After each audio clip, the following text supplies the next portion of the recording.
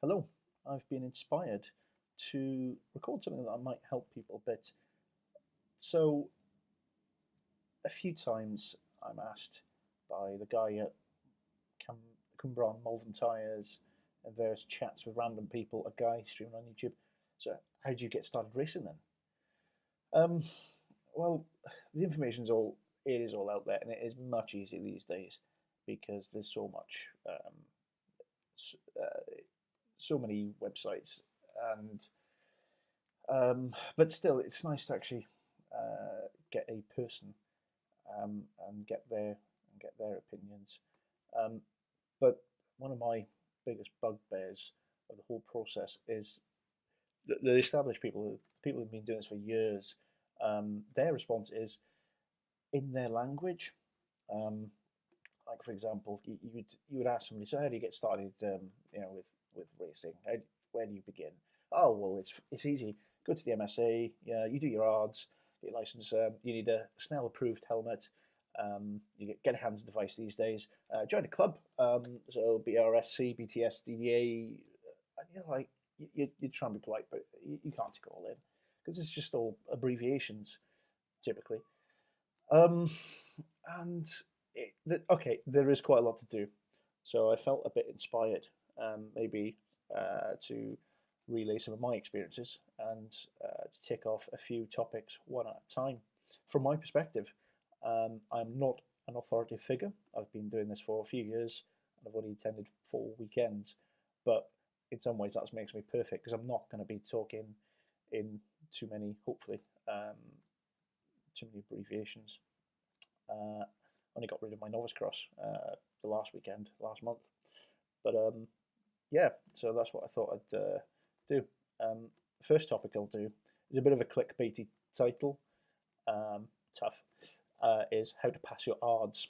So really what you do to start is you go to the MSA website, you pay your 50, 60 quid, whatever it is, and they give you an information pack, which tells you a lot to get you started. There is far more to the whole world than just the MSA's pack, but it's what you need to do because if you want to go circuit racing in the UK, you need a license.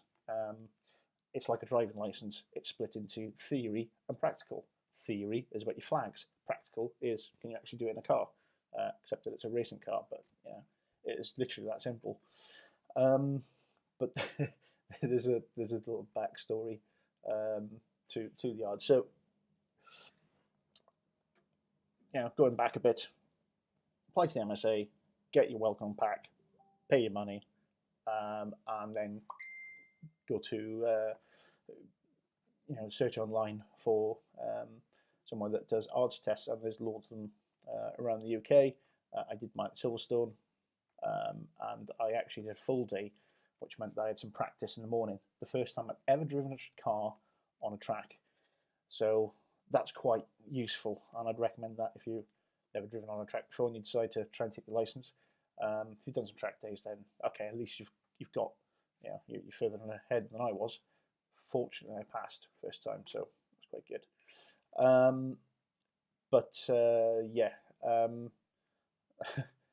wasn't a plain sailing pass because of my kind of practice. My instructor was, yeah, as long as you drive like this, you'll be good. And then on my actual practical test, I was not very good, but still just about passed anyway. Anyway, what are they looking for? Well, on your theory, you need to know your stuff, which is about flags, and there's plenty of information about all this kind of stuff. Um, some common sense questions, and it's literally like check boxes and whatever you call it, multiple choice, knowing your flags, knowing some common sense. And your practical is literally driving around a track. And yeah, and what really pushed me to record this was the amount of crap and waffle that unfortunately motorsport attracts. Yeah. So yeah, here goes. So you're in a group, okay, your syndicate or whatever, and I guarantee or I suggest that the school actually plants somebody. Okay, this person will be an absolute expert and they'll say, the guys, yeah, when the instructors are out of earshot, don't listen to them. Listen to me. This is what they won't tell you. Okay, this is how you pass your Ards. I'll tell you, guys. I'll tell you the secrets. And you're thinking, okay, yeah, all right. And they'll say their stuff, and honestly, just assume that they're planted. Just assume that the instructors are looking out for anybody that listens to these people. Anybody that listens to them is automatically going to fail. Okay, just assume that. Just smile sweetly and tune them out. Honestly, it's just because at the end of the day, who's passing your Ards test? Is it that guy or is it the instructors? Simple. So, I'll tell you how to pass your Ards test. Listen to me. Okay.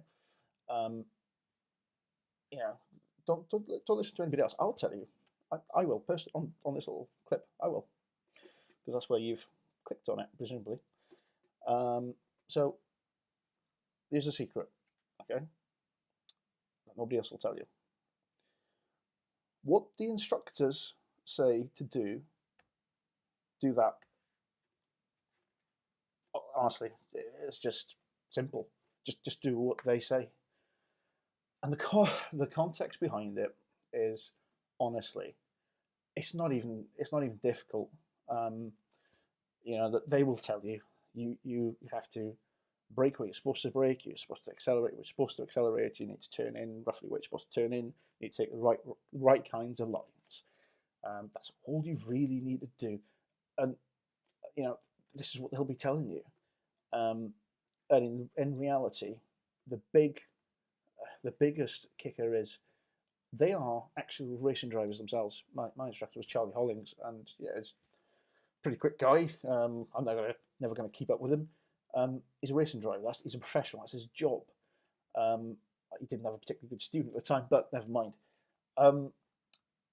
In their heads, they know full well, right, when this guy passes his test, if he does, and he's, well, basically, would I be happy driving, as in lapping, going past him repeatedly probably, would I be happy with this guy on the same track as me? Would I feel safe? Are they, or girl, guy, same thing. Anyway, let's get at that. This driver, are they safe? Are they predictable? Will I be happy knowing that I'm going to go and lap them? Are they going to do anything stupid? Yeah, because if not, fine. As long as I can get past them safely, as long as they are safe to themselves and everybody else, that's probably most of the battle. Would they be happy to share a track with you? So I think that's the biggest thing. And everything that they say, you just need to be predictable, brake, accelerate.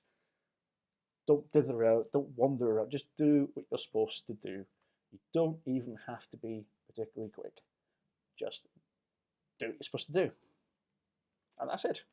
So in theory, that's your theory and practical done.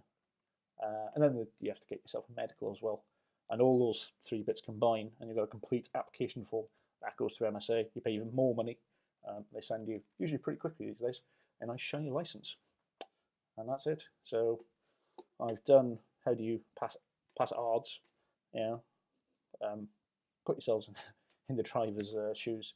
That's one of the best top tips, I think. If there's any likes or good comments on this, then I might do race weekends, a bit about kit, clubs. The advice. Oh, just go and find a club when you want to. Sorry, where are these clubs? Are they, in the shops, or where do you get them from? Obviously, these days it is much easier because of the internet, but in some ways it's harder because I found a club. Well, hang on a second. Should I be joining that club? What is that? Why should I join them and not somebody else?